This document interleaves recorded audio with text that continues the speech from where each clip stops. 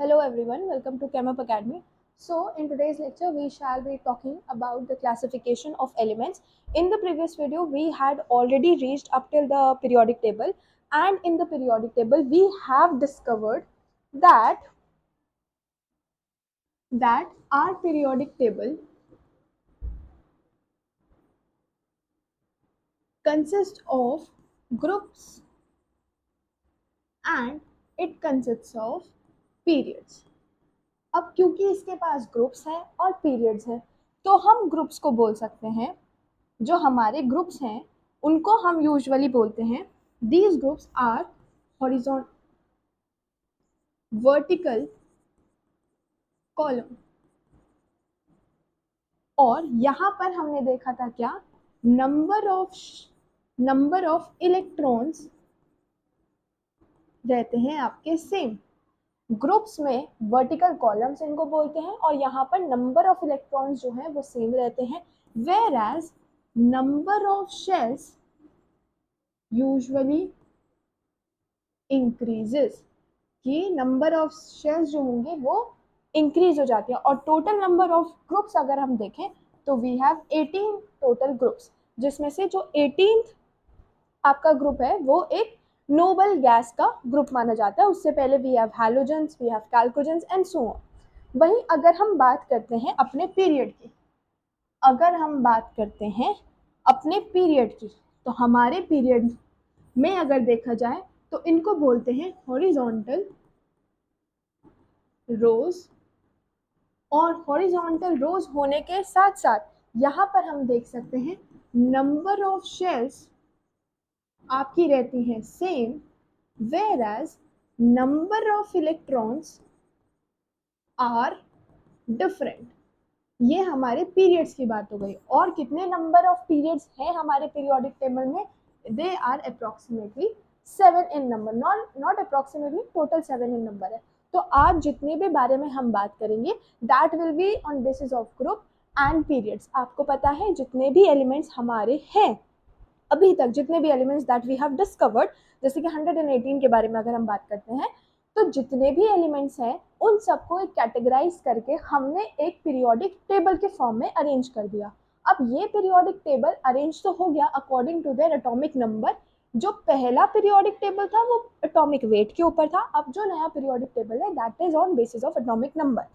अब atomic number के ऊपर के साथ साथ यहाँ पर कुछ प्रॉपर्टीज भी हैं, जैसे कि हम इन दोनों को मिलाकर बोलते हैं एस ब्लॉक। एस ब्लॉक इसलिए बोलते हैं क्योंकि लास्ट जो इलेक्ट्रॉन जा रहा है वो एस के अंदर जा रहा है, वेयर एज इन सबको मिलाकर हम बोल देते हैं पी ब्लॉक, इनको हम बोल देते हैं डी ब्लॉक, और वहीं ये आपका आ जाता है एफ ब्लॉक। ये हम ऑलरेडी पढ़ चुके हैं। अब ऐसे नीचे जा रहे हैं, ऐसे अक्रॉस द पीरियड जा रहे हैं, डाउन द ग्रुप जा रहे हैं, तो हम जानना चाहते हैं कि हमारी प्रॉपर्टीज कैसे वेरी कर रही हैं। आपको पता है कि जब हम केमिस्ट्री की बात करते हैं, तो जब हम लोग केमिस्ट्री में बात करते हैं, so we have 2 types of properties. जब भी प्रॉपर्टीज की बात करेंगे तो हमारे पास 2 टाइप ऑफ प्रॉपर्टीज होती हैं। पहली प्रॉपर्टी होती है आपकी chemical property, another property is your physical property. 2 type of properties हम पढ़ते हैं केमिस्ट्री में, जिसमें से first is your chemical, another is your physical. Physical का फर्दर डिवीजन होता है अपनी बाकी प्रॉपर्टीज के ऊपर। जैसे अगर हम बात करें फिजिकल में भी, अगर हम बात करते हैं अपनी पहली प्रॉपर्टी की, तो फिजिकल प्रॉपर्टी कहती है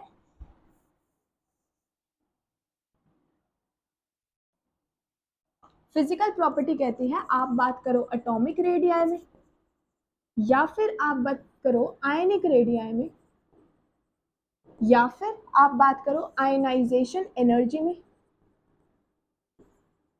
आप बात कर सकते हो इलेक्ट्रॉन गेन इंथैल्पी में, या फिर आप बात कर सकते हो किसमें, इलेक्ट्रो नेगेटिविटी में।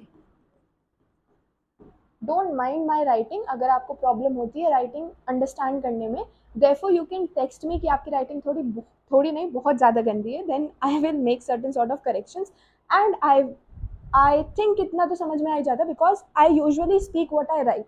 तो अगर आपको समझ में नहीं आता है तो you can just press 10 seconds previous so that you get to know what I'm writing, ठीक है।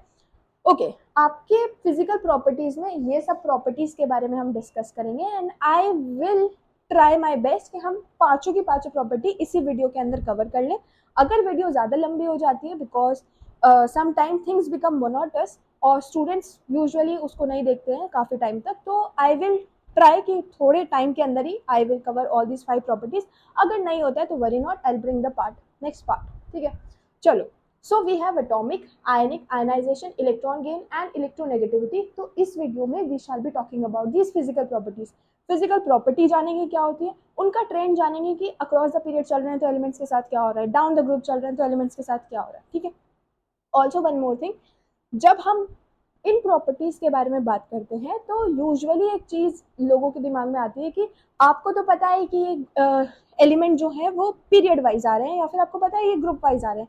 अब हम कैसे पता करें कि ये whether it is coming group wise और it is coming period wise, तो उसके लिए देयर इज अ ट्रिक जिसको बोला जाता है पीरियोडिक टेबल ट्रिक। मतलब आपको पीरियोडिक टेबल ड्रॉ करना आना चाहिए और उसके लिए भी अगर आप लोग कमेंट करेंगे तो I will let you know how you can draw a periodic table.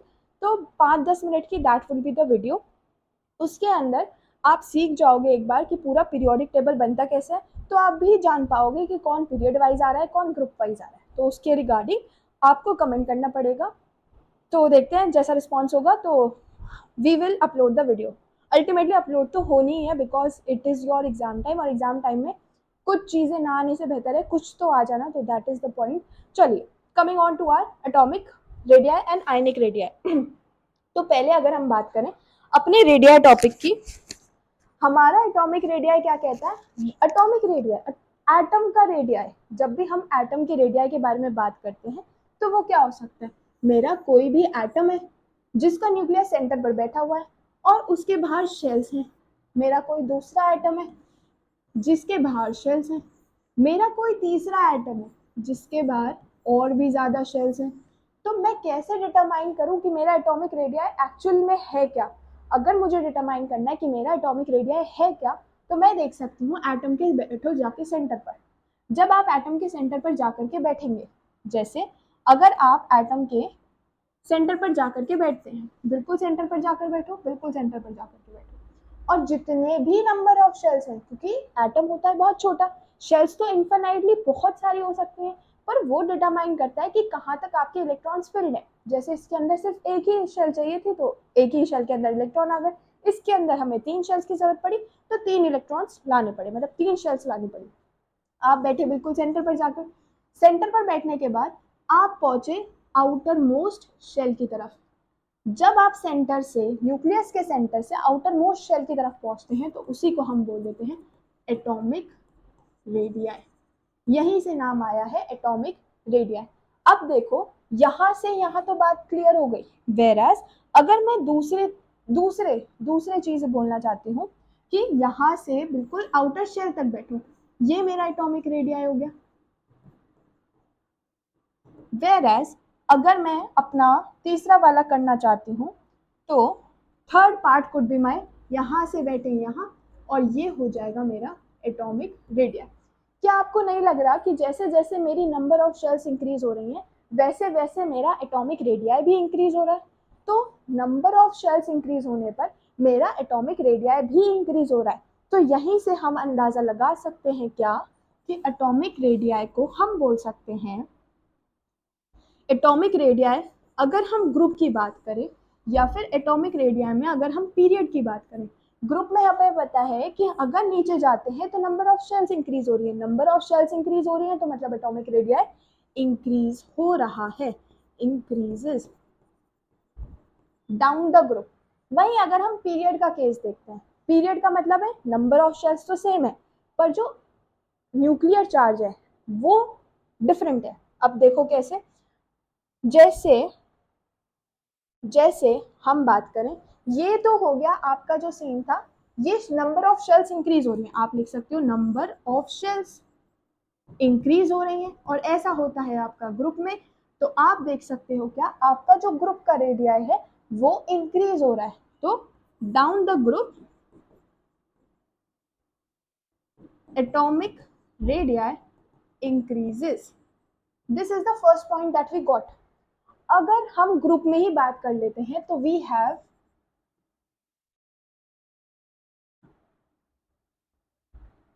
have H Li Na Ki.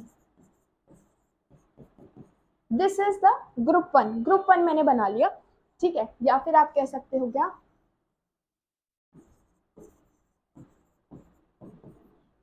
मतलब अगर मैं ग्रुप में नीचे जाती हूँ, हाइड्रोजन का एटॉमिक रेडियस सबसे कम, फिर lithium, sodium, magnesium, sodium, potassium, rubidium, caesium and francium. तो नीचे जाते जाते क्या हो रहा है, एटॉमिक रेडियस मेरा इंक्रीज हो रहा है, तो ये सबसे स्मॉल माना जाएगा और यहां बोलोगे आप लार्जेस्ट, ठीक है। तो ये बात हो गई हमारे ग्रुप की। वहीं अगर हम बात करें अपने पीरियड की, ग्रुप का तो हो गया क्लियर। अगर हम बात करते हैं अपने पीरियड की, किसी भी टॉपिक पर अगर आप पीरियड पर जा रहे हो तो पीरियड को हम लिख सकते हैं क्या, एल्यूमिनियम से पीला सिक्का। ये है आपके atoms in period, sorry elements in period. वही मैंने आपको बताया, ट्रिक से आप भी लिख पाओगे कि कौन पीरियड में आ रहा है कौन नहीं आ रहा, ठीक है। अब ये मैंने लिख दिया है अपना पीरियड। जब मैंने अपना पीरियड लिख दिया तो देखो यहाँ पर कितने इलेक्ट्रॉन्स बैठे हैं आपके, यहाँ बैठे हैं आपके 11 atomic number, 12, 13, 14, 15, 16 and your 17। Noble gases usually आपकी बहुत ज़्यादा स्टेबल रहती हैं, therefore we try not to consider them in the periodic properties, तभी उनको सबसे कोने में यानी कि 18 ग्रुप दे दिया। Now we have these particular things. What if we write the electronic configuration?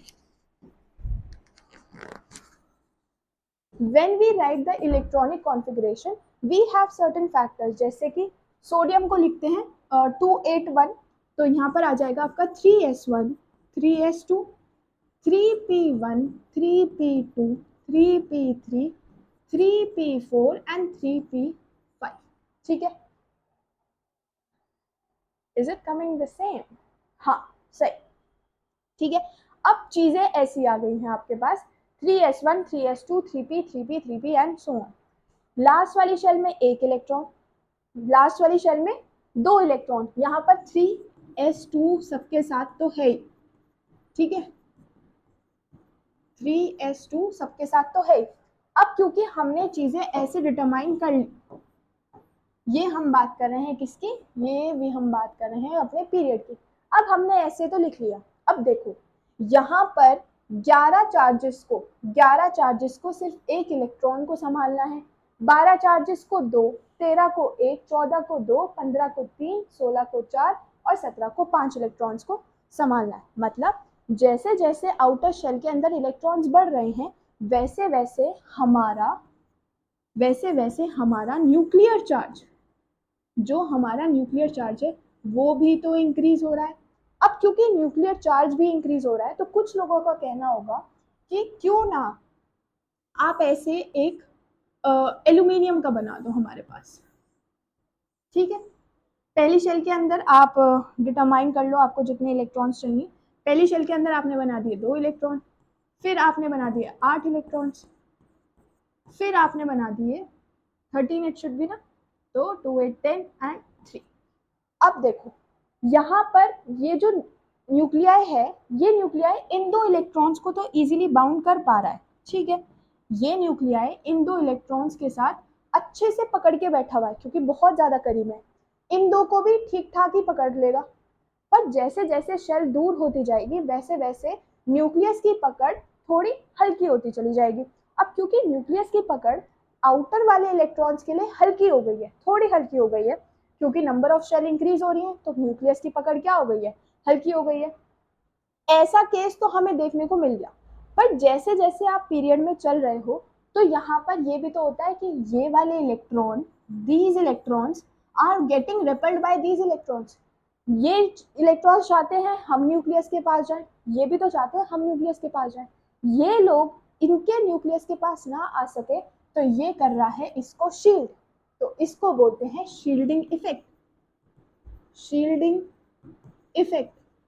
Usually जब हम पीरियड के अक्रॉस चलते हैं तो हमारा जो शील्डिंग इफेक्ट है वो थोड़ा काम कम करता है, और ज्यादा काम कौन करता है? आपका न्यूक्लियर चार्ज।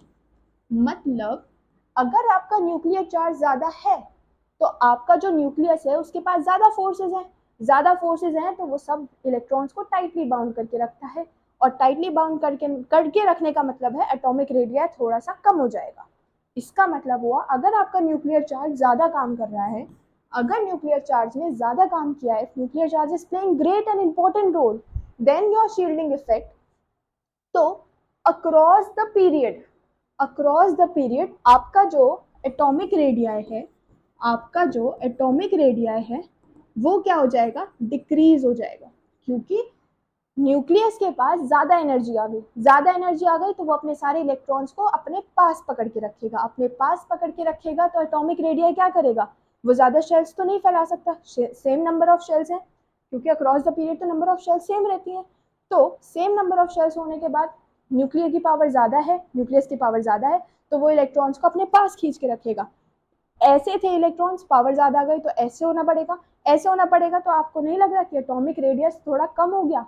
क्योंकि atomic radius moving across the period कम हो रहा है तो इसको हमने लिख दिया एटॉमिक रेडियस इज डिक्रीजिंग। ठीक है, तो इसका रीजन आप क्या लिखोगे? इसका रीजन है क्या? Nuclear charge.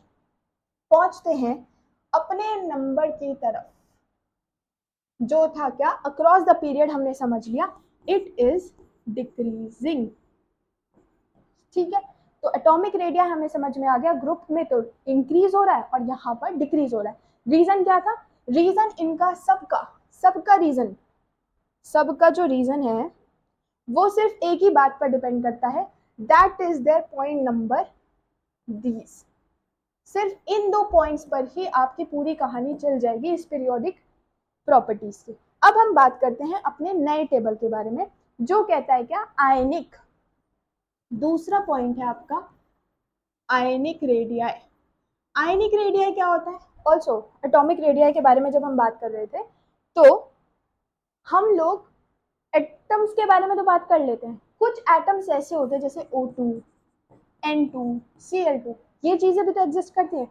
मतलब O के बीच में बॉन्ड, N के बीच में बॉन्ड, Cl के बीच में बॉन्ड।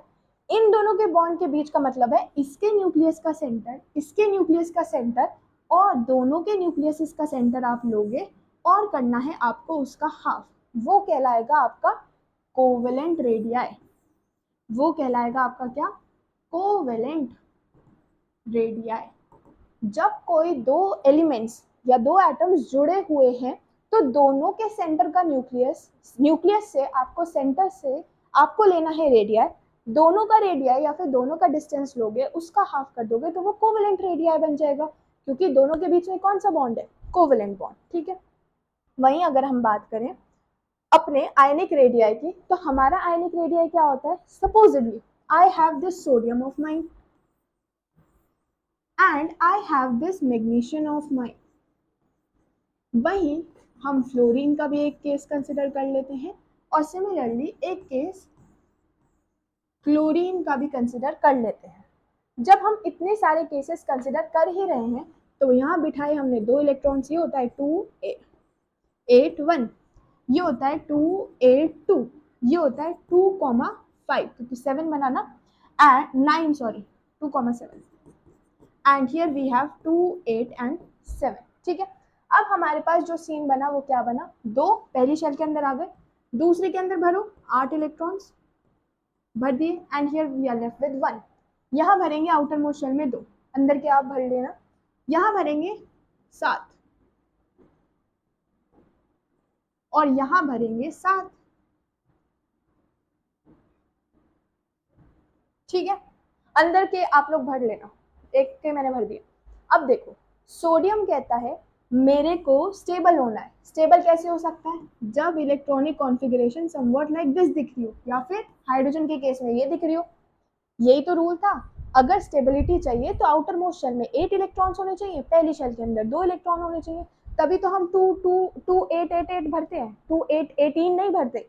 क्योंकि जब आप भरने के लिए आते हो तो हर शेल आपको लगता है कहीं आखिरी शेल ना हो जाए, तो इस वजह से आप 8 इलेक्ट्रॉन्स भरते हो क्योंकि वो आखिरी शेल है, और लास्ट शेल हमेशा क्या चाहती है कि मैं तो 8 इलेक्ट्रॉन्स भरूंगी। इस वजह से वो रूल जो है थोड़ा वायलेट हो जाता है। Anyway that is your 10th topic, not getting into that. अब देखो हमारे पास सोडियम है। सोडियम कहता है मुझे स्टेबिलिटी चाहिए, बस मेरे पास ये जो एक्स्ट्रा इलेक्ट्रॉन है ना, ये वाला जो इलेक्ट्रॉन है, ये मुझे दुखी कर रहा है। अब इसको दुखी ना करे तो मैं क्या चाहूंगा, मैं चाहूंगा इस इलेक्ट्रॉन को बाहर भगा दूं। अगर मैं इस इलेक्ट्रॉन को बाहर भगा देता हूं तो मेरे से ये वाला इलेक्ट्रॉन चला जाएगा बाहर, और मेरे किस में कन्वर्ट हो जाऊंगा, एक इलेक्ट्रॉन दे दिया है तो एक पॉजिटिव चार्ज, क्योंकि जो लोग इलेक्ट्रॉन्स देते हैं वो ले लेते हैं पॉजिटिव चार्ज, जो इलेक्ट्रॉन्स लेते हैं वो ले लेते हैं नेगेटिव चार्ज। अब मैग्नीशियम के केस पर आते हैं। मैग्नीशियम कहता है तेरे पास तो एक ही था, मेरे पास तो दो दो हैं, मुझे तो और अनस्टेबल फील हो रहा है, मैं चाहता हूँ कोई मेरे ये दोनों इलेक्ट्रॉन्स कर दे गायब, तो ताकि मैं हो जाऊं स्टेबल। ठीक है, similar is the case with fluorine. Fluorine कहता है तुम्हारे पास तो दो ही थे, मेरे पास तो 7 इलेक्ट्रॉन है, मैं तो सारे नहीं छोड़ सकता, मुझे क्या करना पड़ेगा, मुझे तुम्हारे जैसा कोई देने वाला मिल जाए तो मैं एक इलेक्ट्रॉन ले करके अपना काम चला लूंगा। मैं तुमसे एक इलेक्ट्रॉन लूंगा और काम चला लूंगा, तो मेरे पास बाहर से एक इलेक्ट्रॉन आ जाएगा, क्योंकि मैं इलेक्ट्रॉन ले रहा हूं तो I shall be having negative charge. Whereas chlorine कहता है भाई जैसा तू है वैसा मैं हूँ, तू ले रहा है एक इलेक्ट्रॉन मुझे भी दिलवा दे कहीं से। तो these are what halogens are, ये हैलोजन का ग्रुप है जो एक इलेक्ट्रॉन लेकर के स्टेबल फील हो जाते हैं।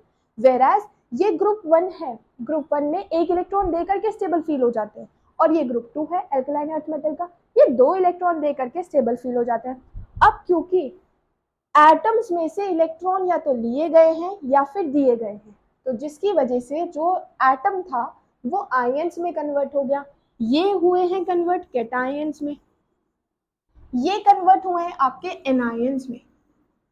कैटायन मतलब इलेक्ट्रॉन दे दिया, एनायन मतलब इलेक्ट्रॉन ले लिया, तो इन्हीं के रेडियाई को बोला जाएगा क्या, आयनिक रेडियाई। जब आप एटम को आयंस में कन्वर्ट कर देते हो either by accepting an electron और डोनेटिंग एन इलेक्ट्रॉन, उसी को बोला जाता है क्या, आयनिक रेडियाई। अब आयनिक रेडियाई की कहानी देखो, सोचो यहाँ था सोडियम का 11 एटॉमिक नंबर, मैग्नीशियम का 12, इसका तो 9 ले लो and take it to be as 70। अब सोचो 11 लोग थे, ठीक है, फैमिली बना देते हैं आपके लिए। फैमिली देखो, family 1 and here we have family 2। एक पीस ऑफ केक है, यहाँ थे पहले 11 मेंबर्स, 11 मेंबर्स को चाहिए था ये केक, जिसकी वजह से 10 मेंबर्स थे सॉरी, जिसकी वजह से कुछ तो रीजन हुआ कि 2 मेंबर्स को जाना पड़ा घर के बाहर किसी काम से। अब बचे कितने, 8 मेंबर्स। अगर 11 मेंबर्स थे तो 11 मेंबर्स को जितना केक मिल रहा था दैट वाज दिस, हर एक मेंबर को। वेराज अगर 8 मेंबर्स रह जाएंगे तो आपको नहीं लग रहा कि अब उतना केक मिल जाएगा सब मेंबर्स को। सिमिलरली यहाँ पर आ जाते हैं फैमिली 2 में। फैमिली 2 में आपके पास हैं अगेन 10 मेंबर्स। 10 मेंबर्स में केक बटना था, क्योंकि बर्थडे पार्टी चल रही थी तो बाहर से कुछ 2 मेंबर्स और आ गए, उन्होंने बोला बर्थडे पार्टी में हमें नहीं बुलाओगे, तो एंट्री हो गई। अब हो गए 12 मेंबर्स। अगर 10 मेंबर्स को केक मिल रहा था इतना, अब हो गए हैं फैमिली में 12 मेंबर्स, केक खाने वाले 12 लोग, तो 12 मेंबर्स को आपको नहीं लग रहा कि केक की क्वांटिटी थोड़ी और कम करनी पड़ जाएगी, अगर इतना केक मिल रहा था तो थोड़ा थोड़ा सब में से काट करके इतना देना पड़ेगा। तो वही केस है, ये आप लोग मेंबर्स को मानो इलेक्ट्रॉन्स, मेंबर्स को मानो इलेक्ट्रॉन्स, और इस केक के पीस को मानो आप न्यूक्लियर चार्ज। मतलब ये न्यूक्लियर चार्ज को पहले 10 लोग संभालने पड़ रहे थे, अब उसे 8 लोग संभालने पड़ रहे हैं, तो ज्यादा नजर रख पाएगा एज कंपेयर टू जब उसे 10 लोग संभालने पड़ रहे थे तो नजर ठीक थी, अब उसे 12 लोग संभालने पड़ रहे हैं तो थोड़ी कम नजर रख पाएगा। आप हॉस्टल में हो, आपके पास वार्डन है, वार्डन को सिर्फ 5 बच्चे देखने हैं तो वो अच्छे से देखेगी, वेराज अगर वार्डन के पास 5 और बच्चे आ जाएं तो वो इतना ध्यान नहीं रख पाएगी आपके ऊपर। तो वही है न्यूक्लियर चार्ज का सीन भी, कि न्यूक्लियर चार्ज कहाँ ज्यादा लगेगा, जहाँ कम इलेक्ट्रॉन्स होंगे एज कंपेयर टू वहां जहाँ इलेक्ट्रॉन्स आ गए होंगे। वहीं से हमारा सीन आता है क्या, यहाँ से इलेक्ट्रॉन्स गायब हुए हैं तो न्यूक्लियर चार्ज क्या बन जाएगा, बढ़ जाएगा। यहाँ न्यूक्लियर चार्ज ज़्यादा लगेगा। मतलब न्यूक्लियर चार्ज ज़्यादा लगने का मतलब है न्यूक्लियस अपनी तरफ इलेक्ट्रॉन्स को खींचेगा। क्योंकि अपनी तरफ इलेक्ट्रॉन्स को खींच रहा है तो आपके पास सीन क्या बनता है, यहाँ पर जो एटॉमिक रेडियाई है वो हो जाएगा आपका डिक्रीज। वेयर एज अगर हम बात करते हैं अपने दूसरे टर्म की, दूसरा टर्म कौन सा, अगर हम बात करते हैं अपने दूसरे टर्म की, यहाँ पर मतलब अगर यहाँ पर न्यूक्लियस चार्ज ठीक है लग रहा था, अब इलेक्ट्रॉन्स और आ गए तो कहाँ तक बेचारा न्यूक्लियस अपने कानून जैसे हाथ पहुंचा पाएगा, नहीं पहुंचा पाएगा, उसके कानून जैसे हाथ लंबे नहीं है। तो क्या हो जाएगा, यहाँ पर न्यूक्लियर चार्ज कम होने की वजह से जो आपका एटॉमिक रेडियाई है वो फैल जाएगा। तो एनायन के केस में जो एटॉमिक रेडियाई है दैट विल इंक्रीज। इसी से रिलेटेड आपके पास एक क्वेश्चन आता है स्क्रीन पर जो कहता है आप मैग्नीशियम लो, मैग्नीशियम +2 लो, आप एल्यूमिनियम लो, एल्यूमिनियम +3 लो। अब मुझे बताओ स्मॉलेस्ट रेडियाई किसका और लार्जेस्ट रेडियाई किसका, ये क्वेश्चन कहता है। पहले तो ये रेडियाई पूछ रहा है, आपको पता करना है कौन एटॉमिक रेडियाई है कौन आयनिक रेडियाई, इसमें कंफ्यूजन नहीं है कि ये हमारा एटॉमिक है ये हमारा आयनिक है। अब बात करते हैं अपने ट्रेंड की। हमारा जो ट्रेंड था, हमारा ट्रेंड कह रहा है एक बनाओ अपना पीरियड कोने में बनाना, एक बनाओ अपना group, and this is our ionic या फिर atomic radii. Atomic radii across the period was decreasing whereas group के अंदर atomic radii was increasing. This was the case that we observe, अभी पढ़ के आए। तो यहाँ पर अगर हम देखें कि हमें तो पता ही नहीं है मैग्नीशियम और एल्यूमिनियम वेदर पीरियड में आते हैं साथ में या फिर ग्रुप में आते हैं, तो उसके लिए आपने ट्रिक देख ली है समझ लो। तो उसके लिए आपको पता है क्या, जो मैग्नीशियम और एल्यूमिनियम है वो साथ में एक पीरियड में आते हैं। तो पहले तो अभी प्रायर नॉलेज से जो अभी अभी गेन की हुई नॉलेज थी, कौन सी, ये वाली, कि अगर कैटायन है तो साइज हो जाएगा कम, एनायन है तो साइज हो जाएगा ज़्यादा। तो आपको देख के नहीं लग रहा कि यहाँ पर कैटायन है, क्योंकि ये कैटायन है तो साइज हो जाएगा यहाँ पर चेंज, वेराज इन दोनों के केस में बात करें तो साइज हो जाएगा इसका कैटायन का कम। ये अभी हम नॉलेज से देख कर आए हैं। अब इन दोनों में से सिर्फ ये पता करना है कि कौन हमारे किस काम आएगा, जैसे कि मैग्नीशियम और एल्यूमिनियम में से कौन आगे होगा, जैसे मैग्नीशियम और एल्यूमिनियम में से कौन आगे और कौन पीछे होगा। तो बस उसी का केस अगर हम कंसिडर करते हैं तो हमारे पास आता है मैग्नीशियम, जैसे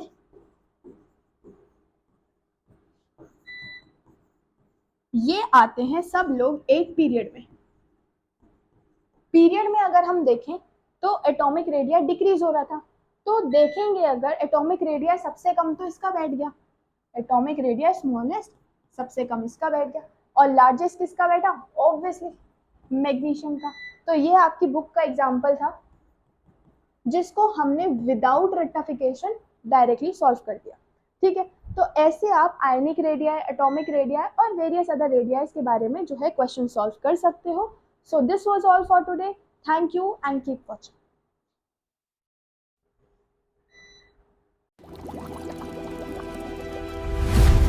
ChemUp Academy. Chemistry simplified. Success amplified.